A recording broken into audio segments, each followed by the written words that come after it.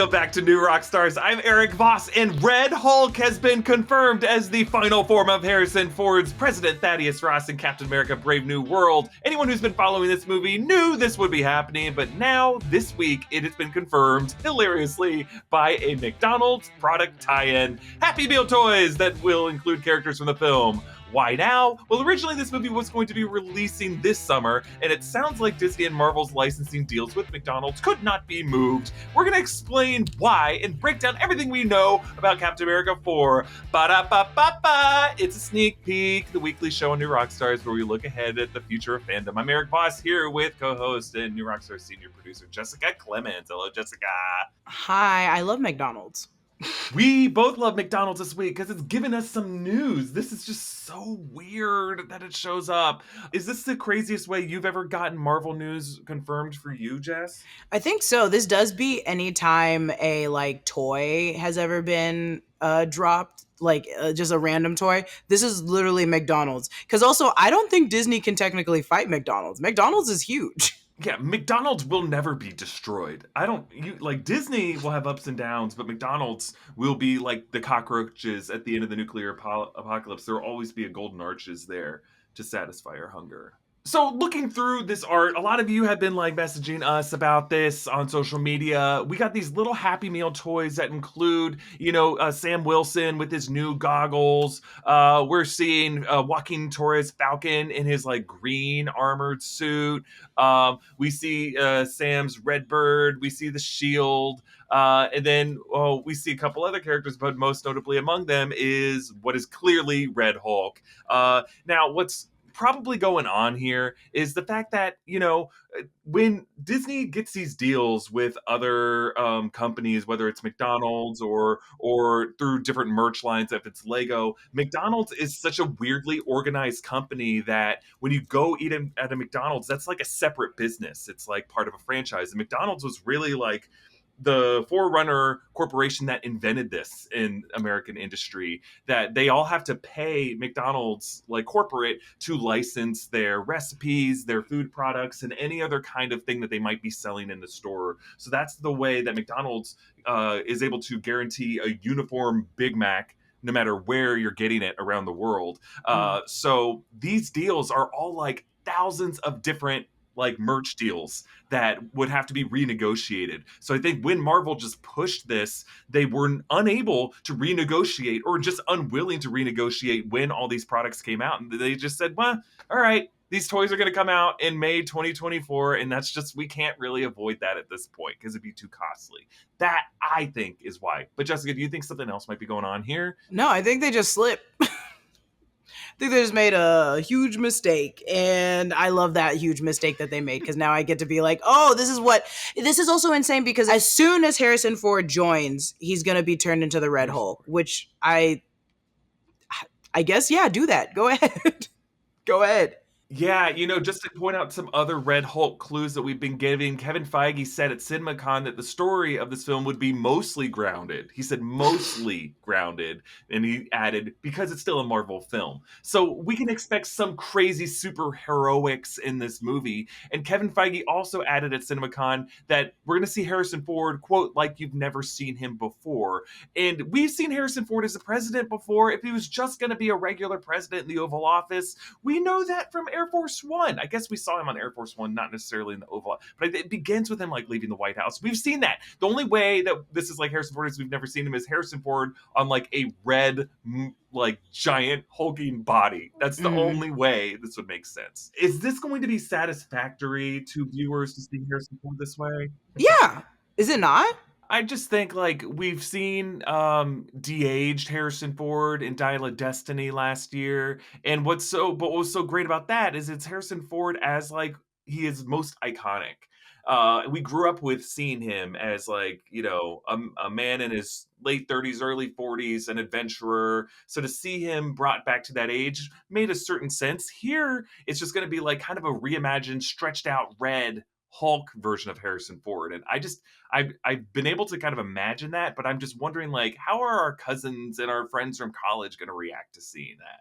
Did you say our friends from college? Yeah, I'm thinking like anybody who's not us, the first inner tier of people who react to this stuff opening weekend, that kind of second weekend crowd of people who are just kind of like half committed moviegoers. And those are the people I think whose opinions matter most in summer movies like this. I mean, I bring this up quite a bit when I'm talking about Marvel movies. Like, I just try to keep myself grounded outside of like the bubble of people who talk about movies and live mostly on the internet. And I try to just remember who are my cousins, who are my college roommates, who are these other guys, because they're the ones who are like going to be the ones who bring their other friends. They're the kind of connectors in our movie going society who drag other friends and then get them to like go to these movie theaters and support these movies. Because people like us, we're going to go see these movies no matter what. It's like the other people who have to be won over. I think it's still going to be hard because it's Brave New World. So we're already playing off of the second thing that's already we're gotten Falcon now as our American or Captain America. So I think it's going to be hard because it's not new. So it's like, oh, if you liked last time you saw him, you're going to like him now. And it's like a lot of people didn't watch the series. So they're like, oh,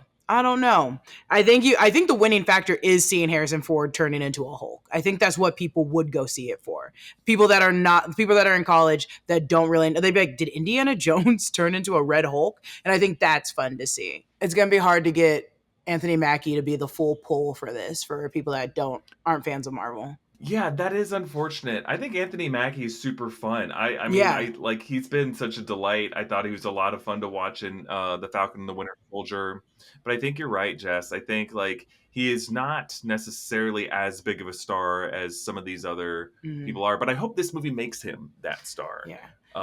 I think Twisted Metal was doing that. Twisted Metal was very fun. I just don't think it was a bigger audience than what Marvel already brings. And also not a lot of people have Paramount or Peacock or wherever it was on. It was on either Paramount or Peacock, so it was hard to watch. Another thing to talk about from this footage is from CinemaCon, President Ross talks about Sam and Joaquin having recovered some stolen item that was taken from a mining site in Japan. And we made a video recently speculating that could be like adamantium ore. Now, adamantium is supposed to be like a man-made fused alloy from raw vibranium, but it's kind of undefined in various different adaptations. It could be something that is like found in a raw mining site, but or could this be some kind of mineral that activates super soldier serum in a specific way that makes Red Hulk? Because a question that I've always had is like, there was that detail from Civil War where Thaddeus Ross is mentioned that he was like, he had some kind of heart condition, but he rallied from that. And it just seems like a question that I want to see explored in these titles is like the way this super technology in the world of Marvel affects healthcare, and that some people have access to this special healthcare, whereas people like Rhodey still have to use like Tony Stark's leg braces. And like so what treatments has Thaddeus Ross been receiving, and could that be something that like is a further wedge between him and Rhodey? Because that's something that like I talked about in the recent like Rhodey Skrull retcon video. Are you talking about in terms of turning into Red Hulk? Like, what is he taking that would potentially turn him into that? Or are you saying like he has to take something to get better? Yeah, my suggestion is that like he might have been like prolonging his life, by these treatments. And then he gets kind of addicted to whatever this super serum treatment is. And then eventually he just ups his dosage to become Red Hulk. And that like Rhodey maybe previously was kind of that voice of reason, as kind of the liaison between the Avengers and the Pentagon. But now since like the events of Infinity War, Rhodey, and especially since Rhodey was impersonated by a Skrull, maybe Rhodey's been like outcasts from the Defense Department establishment. And so Rhodey can't really be that cautionary voice to the president anymore. This video is sponsored by Helix Sleep. Their Memorial Day early access sale is running now through May 12th, and it's a great time to upgrade your mattress. You can get 30% off an Elite or Luxe mattress plus 2 free pillows, or take advantage of the 25% off site-wide. Check out Helix site for more details. Helix offers 20 unique mattresses, including the award-winning Luxe and Ultra Premium Elite collections, Helix Plus for big and tall sleepers, and the Helix Kid mattresses. Helix has a 100-night sleep trial, so you get more than 3 months to make sure that you love your mattress, and the Helix Sleep Quiz makes getting the perfect mattress so easy. You just take the quiz, and Helix finds the perfect mattress for you. I wanted a medium firm mattress with lumbar support that sleeps cool, and I got matched with the Dusk Luxe Helix mattress. I've had it for years now, and it's fantastic. I fall asleep so fast, and I wake up feeling much more rested than I used to. Owning a Helix mattress is a major life upgrade. Helix delivers your mattress right to your door with free shipping in the US. The mattress comes rolled up in a box and is super easy to set up yourself. Helix mattresses have a 10-year warranty, and with Helix's financing options and flexible payment plans, a great night's sleep is never far away. I love my Helix mattress, and I think you would too. If you're looking for a new bed, check out Helix Sleep. Their Memorial Day early access sale is running now through May 12th, and it's a great time to upgrade your mattress. You can get 30% off an Elite or Luxe mattress plus 2 free pillows, or take advantage of 25% off site-wide. Check out the Helix site for more details. Now, another thing I wanted to ask you, Jess, is that, with the Deadpool and Wolverine trailer that just came out, we see like a bar brawl that's happening at the beginning of that trailer. And you broke down She-Hulk. You remember the headline, Man with Metal Claws fights in bar brawl. Could we get like a Wolverine existing in the MCU already? Could there already be a Wolverine somewhere in the background? And that's something that like Deadpool and Wolverine could establish, or maybe even Captain America Brave New World establish. Ooh, I want to flip the question on you and be like, what do you think? How do you think it? Well, yeah, yes, there's a Wolverine somewhere, but how would this play into Brave New World other than the fact that they found adamantium in a mine, possibly? What I mean is like the reason it's in Japan is there could be like a Silver Samurai plot line, and the Shinjin Corporation could exist in the MCU, and that already could have tied in with Wolverine, and could have like the what's it called, the Lotus and the Leaf episode from the X-Men animated series. That there could just be like Wolverine's just been existing off the grid, that some kind of X-Men formation hasn't happened yet, but there is like a Wolverine, there is like a Weapons Plus program that came out of Captain America, and but we just haven't had a Charles Xavier in a school and him putting together like an X-Men lineup yet. Okay. Yeah, I would like that. There's so many characters in Brave New World that I don't see him making like a cameo, but I could see him being mentioned, it would be on the political's radar, if that makes sense. Because it seems like they're tracking everything, and at this point, it's kind of like the fake version of the Sokovia Accords. It's like, oh, we have tabs on all of you. We're still keeping tabs. So we're aware that these people exist. We're just not interfering yet. So I could see them having like, we'll see a file that brings up Wolverine, but I don't think we're going to see like a cameo. Yeah, I agree. I don't think they'll have any kind of, they wouldn't want to recast it. You're not going to have Hugh Jackman show up in this movie, but I think an acknowledgement, like some file that mentions like James Hallett or Logan. Yeah. And that there was like a Weapon 10. There was like a weapons. Because here's one thing we have to remember. We've noticed this as we've going back through all the X-Men films. When Kevin Feige was an executive producer, before he really congealed his plan for a Marvel Phase 1, I think he really did want like the first Hulk movie, the first Iron Man movie to potentially cross over with the X-Men movies that were happening. And X-Men Origins was being made around the same time as the Edward Norton Hulk movie. And I think that's why in that movie you see like Thaddeus Ross link it all to the Steve Rogers Weapons Plus program and the super soldier experiment. And I think like Kevin Feige, his original dream was to link all these characters as part of like a super soldier program throughout the 20th century. And that we might get a link to that history in Captain America Brave New World. And Thaddeus Ross has seen all the paperwork and all the different super soldiers, including a Wolverine somewhere out there. Yeah. Okay. I can see that. And I love those, that at the beginning of that Hulk movie, there's just so much paperwork that is in the credits, the beginning credit scene, that I'm like, oh yeah, come back to it.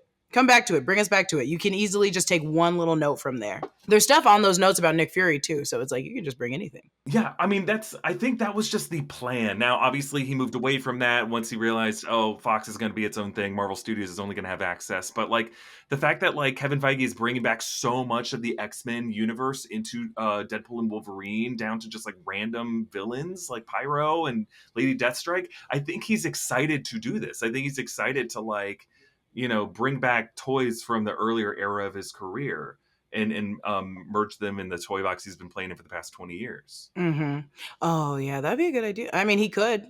This would be an easier way to do it, too. It seems like people kind of forgot about the Hulk situation, so this will bring us back to it. Yeah, I think what the cleanest way to do this, they're saying, like, we need to have a multiversal incursion event or, like, a secret war type event that brings X-Men and mutants into the MCU. What I like the idea is mutants already exist Yeah. in the MCU. They're just isolated right now. X-Men don't exist in the MCU, but there have been just mutants in the background on their own life paths. And one of them could be a Wolverine, and they don't have to cast him right away. But I think we should just hear these little stories of like, there was a super soldier Wolverine who was deployed in armed conflicts in the 70s and 80s by a striker, and we don't have to know who they are yet, who's playing them, but there have just been kind of like how we heard sightings of Winter Soldier, that alongside Winter Soldier throughout the 20th century in the Cold War, there was also a Wolverine on different parts of the globe who were doing these like Black Ops missions. Yeah, I like that. And I can see that happening. I feel like that's what you're going to have to pull into Brave New World in the most respectful way to like remind us of the universe that we're in. Brave New World has so much just going on, and I'm like, okay, if this is going to tie us to the MCU, I want to have it in like a bigger way, not just like, oh, here's Falcon now as Captain America. Like, I need more than that. So what are we going to go from this to? If we're going to stay as grounded, the last thing we stayed grounded in was like Secret Invasion, which so I will say that gladly. I will say that proudly. And they know they got me messed up with that. But I want this to be my next biggest grounded thing from Marvel, which is, I know is hard to do, but I'm like, if we're going to stay in politics, and we're going to stay in America and do American things, I guess you got to give me a big thing to go with. Yeah, I think this is the perfect opportunity to give us a glimpse of what American history from a presidential level really looked like in the 20th century in the MCU. And part of that legacy is like super soldiers who took orders directly from the Oval Office. Oh, yes. That's what I want. And I want a President Truman where he's like, you little crybaby. Keep that crybaby out of my mouth. I want the Thunderbolt Ross that's just like, I should be doing this. And it's like, no, you need to be the president. No, I want to be powerful. Get off my plane. And then he takes his shirt off and runs really weird. Let's look ahead to what's happening this week on New Rockstars. So we have X-Men 97 episode 9, the penultimate episode, Tolerance is Extinction Part 2, coming out. We're going to have our breakdown of that coming out on Thursday. We're going to have our break room reaction to that coming out Wednesday. We also will be doing a breakdown of Tales of the Empire that dropped on May the 4th. Because it dropped on a Saturday, we're just going to need a couple days to get through it all. But we will be doing a breakdown of that on New Rockstars. We also have Kingdom of the Planet of the Apes that Jessica will be doing an Easter egg breakdown of that will be coming out either Friday or Saturday of this week. I'm super excited to see that. Yes. Wild ass movie. I'm on my monkey kick this year. What's next? King Kong, Curious George. If Curious George gets rebooted again, I'm on it. None of these were monkeys. They're apes. They're okay. Yeah. Well, yeah. Yeah. Also, wait a minute. Is chimpanzees in the ape family? Yes, chimpanzees are apes. They're and orangutans apes. are also apes. Also apes. Gorillas, bonobos. But monkeys climb and swing from trees with their tails. They were also... Oh, okay. I was like, they were also swinging from trees, but they didn't have tails. Let's end with another segment of What We're Watching,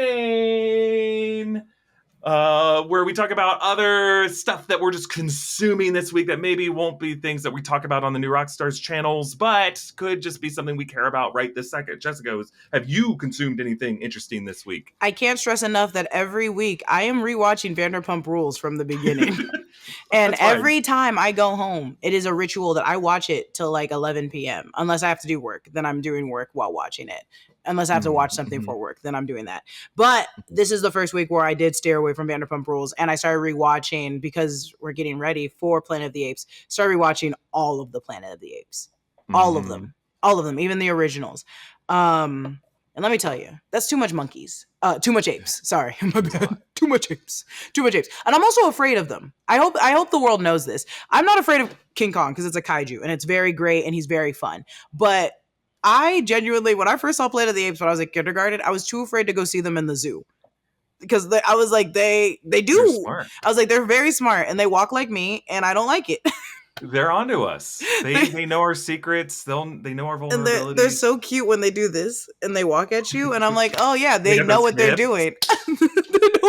I was like, they know what they're doing. They're cute. And they do that in the movie. Literally, Koba in the movie is like, he goes, oh, they got guns on me. And he acts like a little circus monkey and then kills them. And I was like, oh, great. Great. One thing I guess I can say we're kind of consuming, because when we read to our son every night, mostly just for my wife and I, we are reading through the Harry Potter books. Oh, And that's so cute. we are reading these books knowing the horrible things the author has done and said, but we read them despite her. We already had these in our Kindle before all this stuff. Anyway, we could still like these books. I think it's okay. But constantly while we're doing these books, we will reference, like, I'll read it and then I'll go off script while I'm reading it, and it takes forever. And so our son and Kelly will just look at me like, can you just stick to the book, please? And I'm like, no, I want to say, like, you know, if there's characters that have weird names, I'll say, like, oh, when they describe the goblins in Gringotts, for example, I'll make sure to make fun of the author for her particular descriptions of that and other things that she may believe and say on Twitter. You could just get rid of that and read The Lion, the Witch, and the Wardrobe. When I was a child, I thought I knew something. When all y'all were reading Harry Potter, I was reading The Lion, the Witch, and the Wardrobe by myself. And I had a great time. And then when those movies came out, I said they're not as good as Harry Potter. And that was my first mistake. And now, as an adult, I've never read a single Harry Potter book. The Harry Potter books are not as good as C.S. Lewis's writing and the Narnia books, but the movies, Harry Potter movies, are way better. And the Narnia movies are so bad. But I love them. I love them. I don't care that he's a lion Jesus. I love them. Well, Aslan is great. Tilda Swinton rocks. Tilda Swinton was, I remember being like, I would have probably gone with her too and ate those disgusting Turkish delights. Have you ever had a Turkish delight? Yeah, it tastes like poo-poo. It tastes awful. It tastes awful. There's someone watching this that's like, that's my favorite candy, and that's a sin. As we're going through, we're in Chamber of Secrets right now, and I just love revisiting these books because I read them as kids, as a kid, but I didn't ever reread them as an adult. And now rereading, you see a huge leap in quality between Sorcerer's Stone or Philosopher's Stone up until Chamber of Secrets, because clearly she got like an editor who took a look at all this stuff and peppered it with some jokes, punched it up. Chamber of Secrets is like a vastly better book than Sorcerer's Stone is. Who's the guy that did The Office? Did he punch up the jokes? Ricky Gervais? Yeah, Ricky Gervais. She hired Ricky Gervais to punch up the... I don't know if he's problematic. It's more so that he's so mean that I was like, I could see him punching up the jokes in the book. I'm afraid to read the books now because I know a lot of different things change between the books and the movies. And I recognize that. I just don't want to get mad at the movies after reading the books, if that makes sense. Well, the reason why I'm really enjoying it is, HBO and Warner are going to be doing a TV series where each season of the series is going to be one of the books. And I think it's going to be great. I think it's going to be better than you see my face? First two movies. I don't think that's going to be good at all. No, trust me, I think if you get the right actors for it. A book a season. There's so much. There is so much that happens each book. Even like Chamber of Secrets, like there's a lot of steps to it, and they leave out so much from Chamber of Secrets into the movie. But if you get like a solid eight episodes, like, yeah, those could be 8 great episodes, and you could expand beyond what's in the book and like introduce new characters. You could do that, because I was like, I love Goblet of Fire, but like I don't think that would be fun for a full season. I don't want to watch people just. I like unless every episode is a different challenge. A different challenge, then maybe. But I'm like, damn, if I'm just watching you guys fight for 8 episodes, I'm gonna be fucking mad. Well, I want one whole episode of Goblet of Fire just to be Dumbledore being like, "Hey, did you put your name in the He's chasing him around Hogwarts. Come back here! I know you put your name in the Goblet of Fire! He's just like casting Avada Kedavras at him. Come back here, you cheater! I forgot he screams that at him too. It was to the point where I was like, did Daniel Radcliffe do something behind the scenes? I was like, why is he so you mad? You ain't the last Danish at craft service! They said, wait, let me take it again from the top. Oh, no, I'm good. Daniel, you're shaking so much. What happened? Did you put your name in the